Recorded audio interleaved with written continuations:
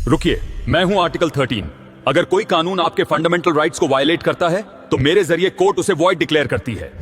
मैं supreme court को legislature द्वारा बनाए किसी भी लॉ को रिव्यू करने की पावर देता हूं, जिसे पावर ऑफ जुडिशियल रिव्यू कहते हैं। मेरे अंदर 4 क्लॉसेज हैं। सबसे पहले, कॉन्स्टिट्यूशन बनने से पहले जो लॉज एग्जिस्ट करते थे, अगर उनका कोई हिस्सा फंडामेंटल राइट्स के खिलाफ जाता है तो मैं उसे वॉइड डिक्लेयर करवाता हूं। क्लॉज 2 के जरिए मैं स्टेट को फंडामेंटल राइट्स वायलेट करने वाले लॉज बनाने से रोकता हूं, और अगर स्टेट ऐसा लॉ बनाए तो मैं उसे खारिज करवाता हूं। क्लॉज 3 में मैं लॉ को डिफाइन करता हूं।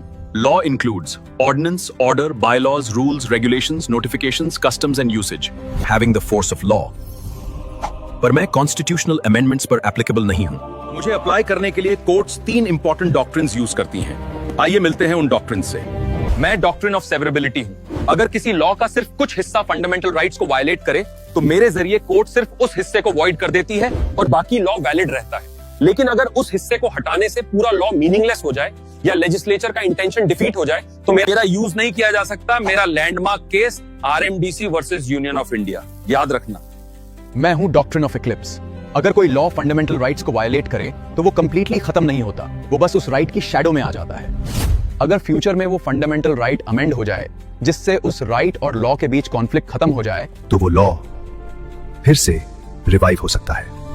मैं डॉक्ट्रिन ऑफ वेवर आपको याद दिलाता हूं कि फंडामेंटल राइट्स सबसे ज्यादा इंपॉर्टेंट हैं, इसलिए आप चाहकर भी उन्हें छोड़ नहीं सकते।